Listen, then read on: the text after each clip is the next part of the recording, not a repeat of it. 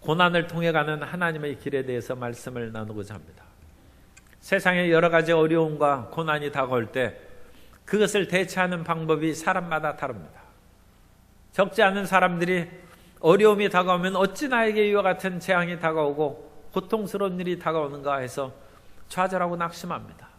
그러나 어떤 사람들은 그러한 고통과 어려운 일이 다가오면 그걸 통하여 자신을 돌아봅니다. 자신을 반성하고 하나님께서 나에게 원하시는 길이 무엇인가 앉아서 생각하는 것입니다.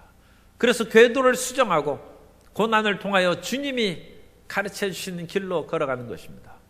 오늘 여러 가지 어려움이 다가오고 또 신종 코로나 바이러스로 말미암아 사람들이 많이 왕래하지 아니하고 사업의 그런 모습도 위축되어 있을 때 우리는 그것을 통하여 하나님께서 우리를 통하여 또 이 민족을 통하여 이 국가를 통하여 교회를 통하여 하시고자 하는 일이 무엇인지 깨닫는 은혜가 임하여야 될 줄로 믿습니다. 첫째로 고난 앞에서 사람들은 왜냐고 부르짖기가 쉽습니다. 우리가 생각하기로는 웬만큼 경건하고 정직하고 사람들 앞에 진실하게 살아왔는데도 불구하고 힘든 일이 다가올 수가 있습니다. 그 대표적인 인물이 욥입니다. 욥은 순전하고 정직하고 올바르게 살았는데도 불구하고 재산이 없어지고 자식들이 죽고 자기는 병에 걸렸습니다. 그것은 정말로 하나님이 하신 일을 우리가 능히 짐작하기 어려운 큰 재앙이었습니다. 이스라엘 백성들에게도 민족적으로 어려운 일이 다가왔습니다. 하박국 시대에 유다 왕국을 위협하는 바벨론의 세력이 강성하게 밀려 들어옴으로써 하박국은 하나님 앞에 탄식하면서 부르짖습니다. 하박국 1장 13절에 보면 주께서는 눈이 정결하심으로 악을 참아 보지 못하시며 패역을 참아 보지 못하시거늘 어찌하여 거짓된 자들을 방관하시며 악인이 자기보다 의로운 사람을 삼키는데도 잠잠하시나이까. 의로운 국가를 더 악한 나라가 정복하고 위협하는 데 있어서 하박국 선지자는 하나님께 의문을 얘기하고 있는 것입니다. 말라기 시대에 많은 백성들이 자기들의 그런 죄악은 새카맣게 잊어버리고 하나님 우리가 할 만큼 웬만큼 하는데도 불구하고 우리를 돌아보시지 않고 우리에게 복을 주시지 않은 것이 어찌미니까. 말라기 2장 14절에 보면 너희는 이르기를 어찌 됨이니까 한도다. 이는 너와 내가 어려서 맞이한 아내 사이에 야훼께서 증인이 되시기 때문이라. 그는 내 짝이요 너와 서약한 아내로다. 내가 그에게 거짓을 행하였도다. 그 당시 포로에서 돌아온 사람들이 생활이 어려워서 이방 나라의 부잣집 딸들을 아내로 맞이하고 옛날 조강지처하고 이혼을 했습니다. 그래서 하나님께서 그들에게 복을 주시지 않는데 그들은 나름대로 열심히 예배를 드리고 제물을 갖다 드리는데도 불구하고 복이 임하지 않는 것을 어찌 됨이니까 부르짖을 때 말라기 선지자를 통하여 너희 자신을 살펴보라고 하나님께서 깨우쳐 주신 것입니다. 예루살렘 교회가 성장하고 부흥하고 있었습니다. 3,000명, 5,000명씩 회심하고 교회가 성장했습니다. 또 많은 사람들이 하나님의 성령의 은혜가 충만함으로 사랑의 마음이 넘쳐나서 자기의 재산을 사도들의 발 앞에 두매 그 재산을 가지고 가난하고 핍절한 사람들을 다 돌봐주매 가난하고 핍절한 사람이 예루살렘에 없다고 했습니다. 그런데도 불구하고 예루살렘에 갑자기 박해가 다가와서 스데반이 순교하고 모든 사람들이 뿔뿔이 흩어져서 사도에는 남은 사람이 없었다라고 말씀합니다. 왜 그런 일이 생겼습니까? 사람들이 어려움이 다가오고 고통이 다가오면 앉아서 생각해야 됩니다. 전도서 7장 14절에 보면 형통한 날에는 기뻐하고 곤고한 날에는 되돌아보아라. 이전 성경에는 곤고한 날에는 생각하라고 되어 있습니다. 이 두 가지를 하나님이 병행하게 하사 사람이 그의 장래 일을 능히 헤아려 알지 못하게 하셨느니라. 욥이 고통 가운데 주저앉아 있을 때 그 친구 세 사람이 와서 위로하려고 말을 하려고 했는데 워낙 사정이 처참하게 그야말로 변했는지라 그 친구들도 할 말을 잊어버리고 7일 밤과 낮을 그냥 욥 옆에 앉아 있었다고 얘기를 합니다. 말을 잊고 앉아 있는 것입니다. 그러면서 우리는 사실은 우리 머리로만 생각하는 것이 아니라 하나님 우리에게 깨달음을 주옵소서. 이와 같은 고난과 역경이 어떻게 우리에게 다가온 것이고 이것으로 인하여 우리가 멈춰 있습니다. 한 걸음도 앞으로 나아가지 못하고 앞길은 칠흑같이 어두운 그런 상황이 있습니다. 주님, 우리의 살 길이 어디고 갈 길이 어디입니까? 토마스 아켄피스라는 그 유명한 신학자요 훌륭한 하나님의 종이 그리스도를 본받아라는 그런 글에서 이와 같이 썼습니다. 주여, 모세나 다른 선지자가 제게 말하도록 하지 마시고 모든 선지자들에게 영감의 빛을 주셨던 주 하나님 당신께서 직접 말씀하소서. 그들은 실제로 많은 말소리를 바랄 수 있으나 성령을 줄 수는 없습니다. 그들은 지극히 아름답게 말할 수 있으나 당신이 잠잠하시면 결코 마음에 불을 일으킬 수 없습니다. 그들은 글자를 가르치지만 당신은 깨달음을 주십니다. 고난 가운데 우리는 하나님 우리에게 깨달음을 주옵소서. 이제까지 읽던 성경 말씀과 우리의 신앙생활의 그런 틀을 벗어나서 주님 직접 말씀해 주옵소서. 모세나 선지자들을 통하여 그런 하는 말들은 깨달음을 줄 수가 없고 우리 삶의 길을 열어갈 수가 없습니다. 주님 직접 말씀하여 주옵소서. 우리 삶이 이리 가도 저리 가도 모든 것이 막혀있는 난관에 처할 때, 사방에 불안과 두려움이 가득할 때 주님께서 이 고난을 통하여 우리가 가고자 하는, 우리가 가야 할 그 길이 무엇입니까? 하나님 그 길을 가르쳐 주옵소서. 두 번째로 우리가 어떤 길로 가느냐 하는 것이 우리 삶에 있어서 가장 중요한 것입니다. 어떤 사람이 지금 앉아있는 그 삶의 위치가 중요한 것이 아니라 그 사람이 어떤 길로 나아가느냐가 더욱 중요한 것입니다. 올리버 웬델 홈즈가 이와 같이 얘기했습니다. 미국의 작가인데 올리버 웬델 홈즈가 세상에서 중요한 것은 지금 우리가 어디에 서 있느냐는 것이 아니라 어느 방향으로 움직이고 있느냐 하는 것이다. 그렇게 말을 했습니다. 지금 우리의 자리가 부귀영화와 모든 것이 풍요한 자리를 할지라도 그 사람이 그것으로 인하여 쾌락과 타락과 방종의 길로 나아가고 있다면 그 사람하고는 같이 안 가는 것이 좋습니다. 왜냐하면 그 사람은 머지않아 구렁텅 위로 떨어질 것입니다. 그런데 어떤 사람이 여러 가지 물질적으로나 권세나 그런 것은 부족합니다. 그 사람은 그런데도 불구하고 그 사람이 지금 무슨 방향으로 나아가느냐, 빛과 생명의 길로, 평화의 길로 나아가고 있는 사람이면 그 사람과 동행하시기 바랍니다. 그분은 멀지 않아 빛의 세계로 들어갈 것이고 생명을 얻되 풍성히 얻는 은혜를 입을 것이기 때문입니다. 지금 우리에게 중요한 것은 지금 우리가 처한 상황이 아니라 우리가 나아가는 방향이라는 것입니다. 오늘 우리가 신종 코로나나 여러 가지 삶으로 인하여 주저앉아 있는데 그 속에서 우리는 희망을 꿈꿉니까? 절망과 좌절 속에 주저앉아 있습니까?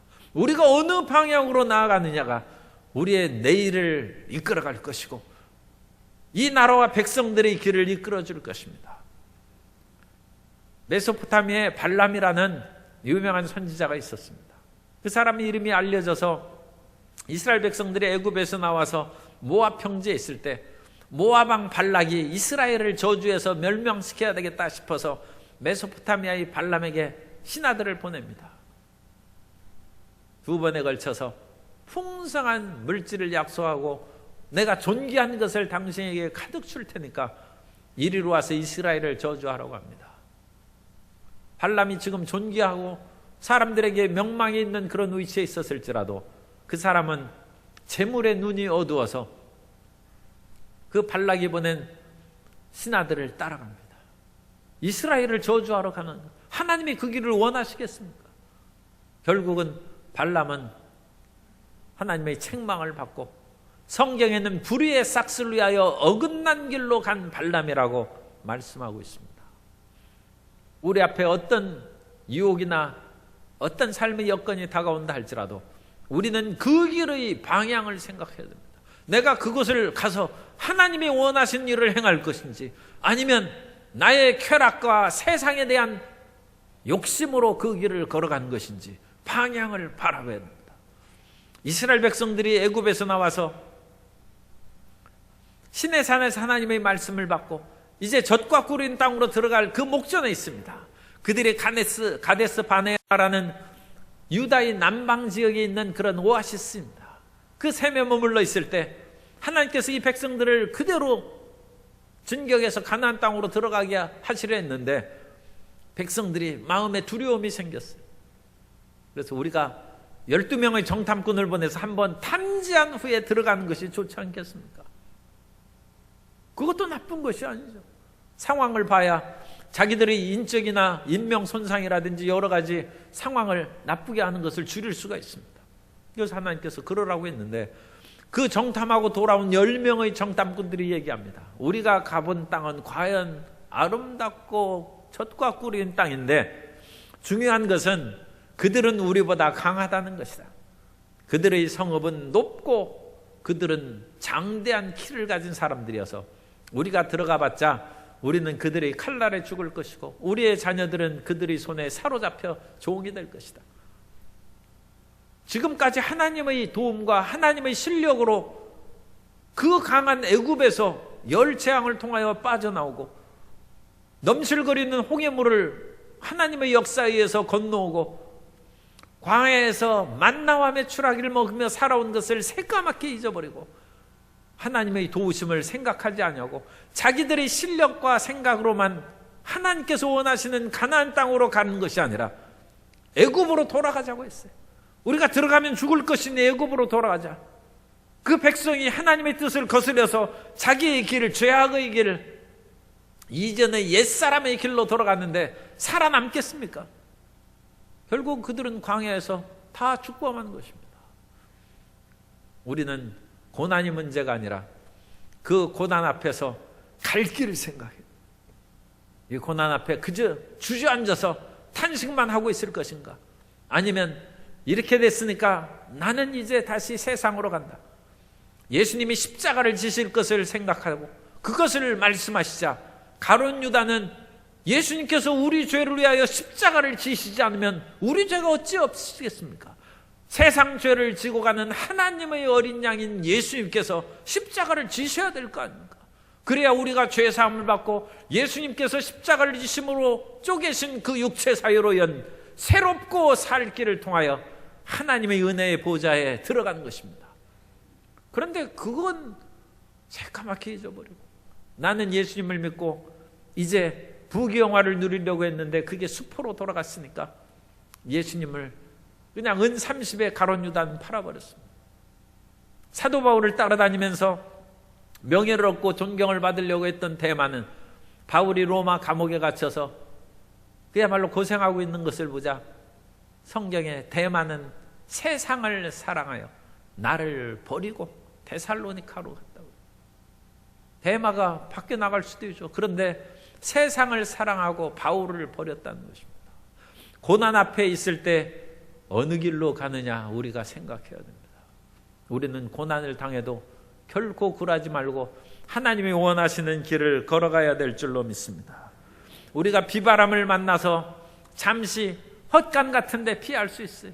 그러나 우리가 비바람을 피한다고도 헛간에 들어갔다고 해서 거기서 눌러 살면 안 됩니다. 고난을 통해서도 우리는 하나님의 길로 걸어가야 될 줄로 믿습니다.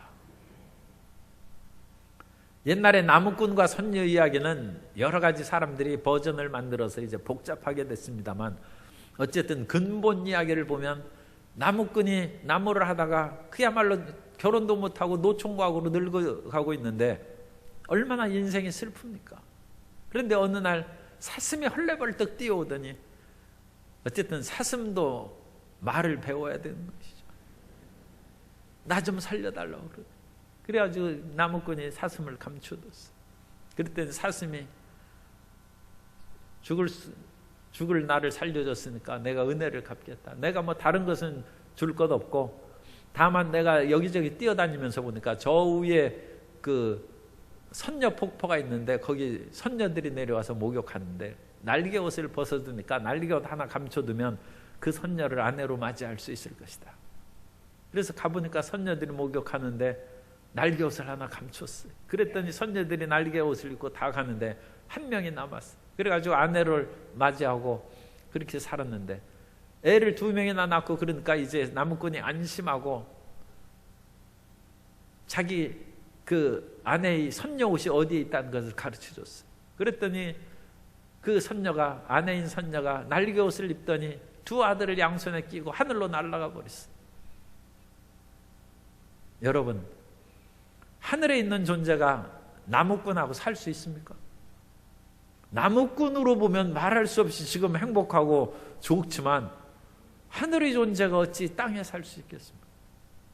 하늘로 가는 것입니다. 잠시 비바람을 피해서 헛간에 움츠리고 있을지라도 비바람이 그치면 다시 우위로 향한 길로 나아가야죠.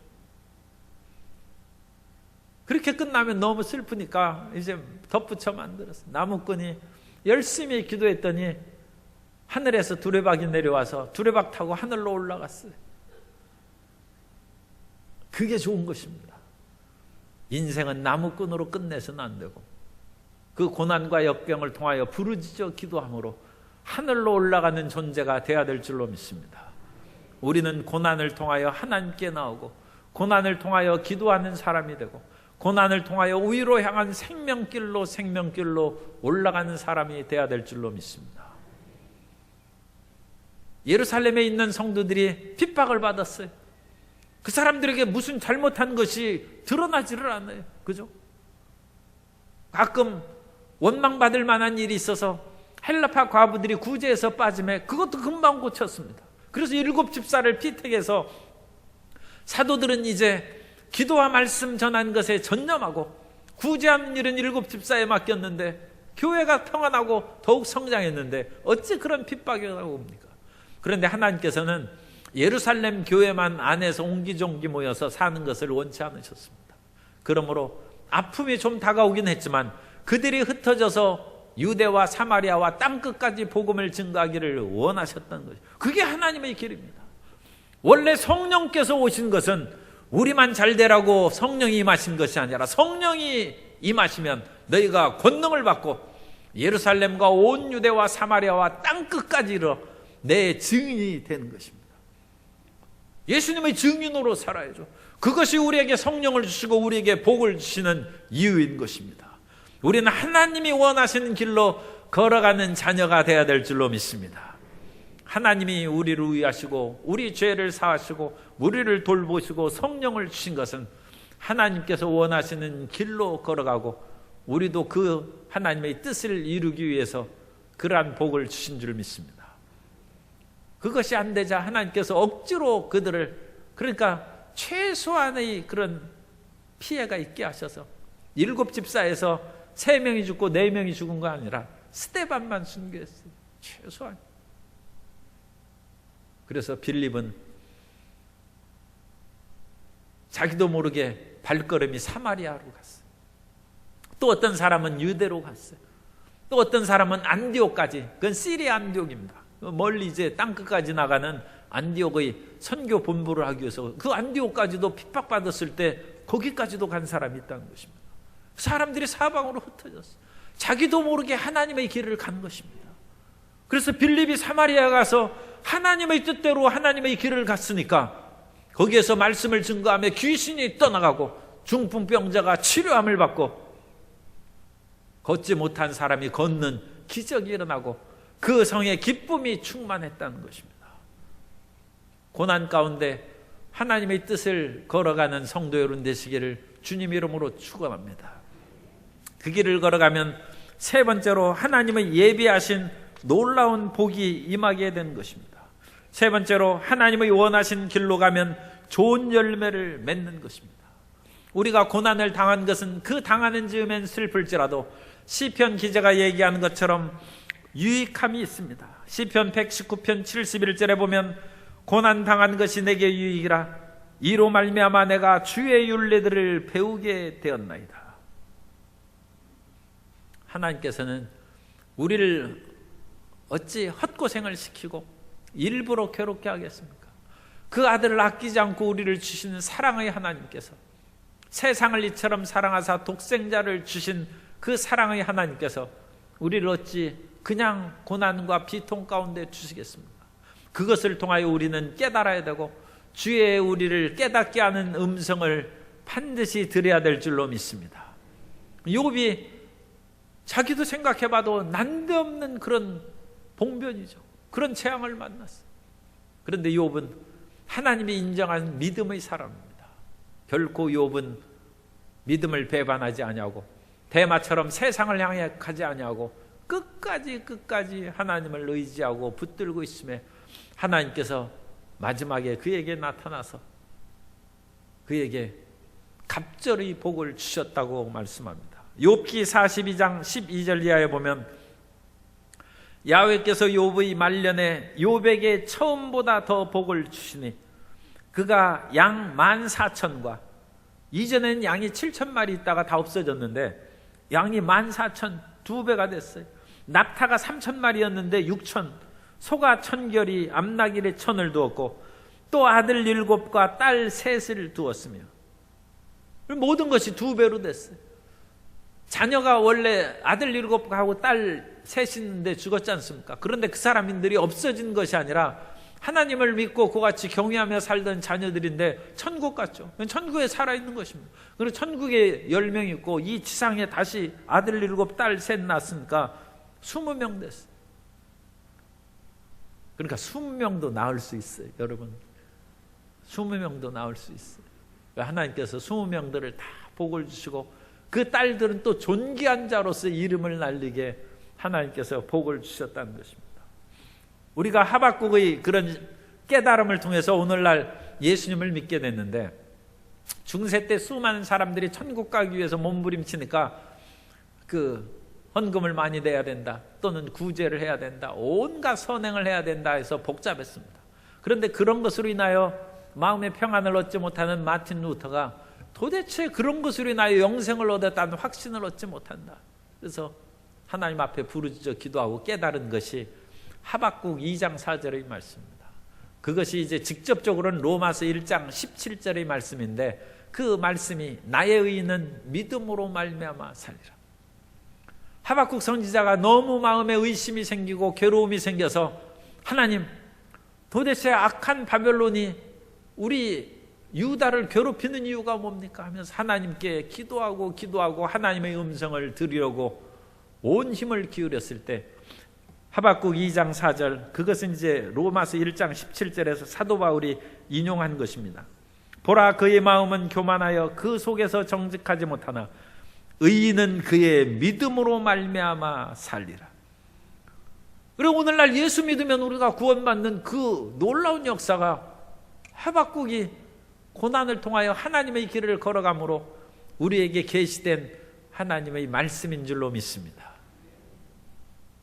사람들이 눈물골짜기를 지나감으로써 그곳에서 샘이 터져나와서 많은 사람으로 유익을 얻게 한다고 했습니다.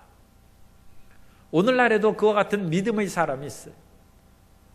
이탈리아의 그 소엘리나라는 여사가 1990년에 노벨 평화상 후보로 올랐는데 노벨 평화상은 못 받고 그냥 후보만 됐어요. 그런데 이 소엘리나가 정말로 믿음의 사람이고 헌신의 사람이었습니다. 젊은 그 여자의 몸으로서 중국 선교사로 그와 같이 가서 열심히 중국 땅에서 선교를 했어요. 그런데 어느 날 몸이 아파서 가보니까 폐결핵이에요. 그래서 결국은 선교 사역을 이제 중단하고 고향으로 돌아왔습니다. 고향으로 돌아와서 그 부친이 남겨준 유산에 농토가 있었어요. 그래서 거기에서 열심히 농사를 지어서 중국 선교사들에게 선교비를 보냈어요. 그러니까 얼마나 착하고 훌륭한 것입니까? 자기가 선교사로 일하는데도 폐결핵에 걸렸으면 낙심하고 하나님, 주님께 내가 헌신하고 충성했는데 어찌 이런 일이 있습니까? 그렇게 좌절할 수도 있는데 용기를 잃지 않고 계속 하나님이 원하시는 것이 무엇입니까? 그 길을 열어서 내가 직접 선교하지 못하면 선교비라도 보내겠습니다 해서 농사 지었는데, 농사 짓다가 농기계에 손이 끼어가지고 오른손을 절단했어. 지금 이 소 엘리나 여사는 그야말로 헌신하고 착한 일을 계속하고 있는데도 불구하고 안 좋은 일이 생긴, 그리고 사실 이분이 선교사로 헌신하거나 또 선교비를 위해서 열심히 농사 짓는 거나 다른 사람이 보면 너무 그냥 착하고 올바른 일이기 때문에 그것이 하나님의 뜻하고 어긋난다는 것은 사람들이 인식을 못했어요. 그런데 참 하나님의 뜻은 소 엘리나가 그런 일을 하는 것을 원치 않았는데 아마 여러 번 깨우쳐 주시는 그런 것을 주셨을 거예요. 그런데 자기가 하는 일이 바른 일이고 그야말로 일반 사람들은 헌신하기 어려운 그런 일을 하기 때문에 이 소 엘리나가 그런 음성을 못 들었겠죠. 그래서 결국은 오른손을 잃은 후에 그때야 하나님께 생각합니다. 이제 농사도 못 지어요. 선교비도 못 보내요. 주님, 제가 무엇을 하기를 원하십니까? 그때 하나님께서 가르쳐 준 것이 힘없고 연약해서 아무도 돌보지 못하는 노인들을 돌보라. 그리고 양로원을 세웠어요. 자기 땅에 있는 데다가 양로원을 짓고 그 노인들을 돌보는 그런 복지 일을 시작했어요. 그래서 노인들의 어머니라는 별명을 받고 그와 같은 운동이 확산되어서 노벨 평화상 후보로 이분이 올라선 것입니다. 하나님의 뜻을 따라서 그 길을 걸어가면 하나님께서 우리에게 복을 내려주십니다. 사도 바울은 이 세상을 할 때 여러 번 고생하고 수없이 매도 맞고 춥고 배고프고 고생을 많이 했습니다. 그런 사도 바울이 디모데후서 4장 7절 이하에서 말씀합니다. 나는 선한 싸움을 싸우고 나의 달려갈 길을 마치고 믿음을 지켰으니 이제 후로는 나를 위하여 의의 면류관이 예비되었으므로 주 곧 의로우신 재판장이 그날에 내게 주실 것이며 내게만 아니라 주의 나타나심을 사모하는 모든 자에게도니라. 우리는 우리 생각으로 살아가는 것이 아니라 하나님이 원하신 길로 걸어가야 됩니다. 그래서 예루살렘에서 뛰쳐나온 빌립이 사마리아에 가서 복음을 증거하며 사마리아의 구원의 역사가 나타나고 성의 기쁨이 충만한 것이고, 소 엘리나는 일반적으로는 선교사하는 것이 얼마나 하나님의 뜻이겠습니까? 그러나 모든 사람이 선교사하는 것이 아니고 하나님께서는 양로원 하라는 것입니다. 자기의 선하게 생각하는 그것을 인하여 하나님의 진정한 뜻을 거슬리면 안 됩니다. 오늘날 이 시대의 사회는 그야말로 모든 것이 바쁘고 내왕이 많고 사람들은 무엇을 위해서 하는지 치달려가는 그런 세상입니다. 그런데 신종 코로나 바이러스 인하여 그런 여행도 중단되고 사업도 중국의 생산 공장을 군 그런 회사는 지금 이제 부품이 생산되지 못해서 공장, 그 국내에 있는 공장도 가동을 중지해야 되는 그런 상황이 있습니다. 사람들은 경제적인 어려움, 또 이것으로 인한 여러 가지 피해만을 생각합니다. 그런데 이와 같이 국가적으로 또 세계적으로 이런 일이 생길 때는 우리는 생각해야 됩니다. 하나님, 이것을 통하여 우리에게 가르쳐 주신 것이 무엇입니까?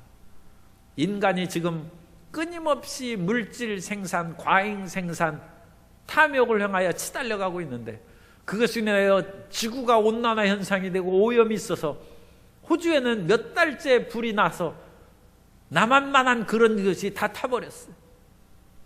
그러면 호주 사람들만 어찌 재앙해서 이제 불 꺼졌으니까 안심하고 있어서 되겠습니까?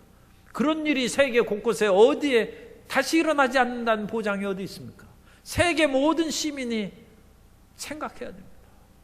과연 이 지구가 정말 평화와 행복의 세상이 되어가고 있습니까? 전쟁과 살상의 세상이요 탐욕의 세상으로 시달려가는 것은 아닙니까?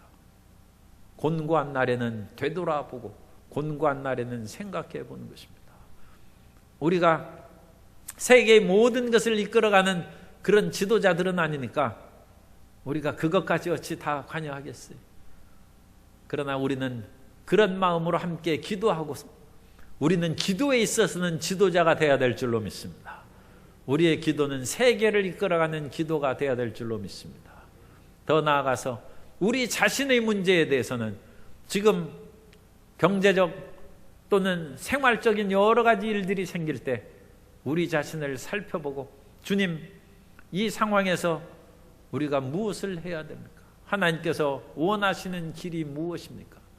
우리 자신을 살펴보고 하나님의 뜻을 걸어가는 주의 자녀가 되어야 될 줄로 믿습니다. 그런 위대한 역사가 일어나서 이러한 어려움을 우리가 뚫고 일어나서 하나님의 기뻐하신 길을 걸어가고 이 사회와 이 국가와 또 교회도 하나님이 원하시는 아름다운 역사를 이룩하게 되시기를 예수님 이름으로 축원합니다.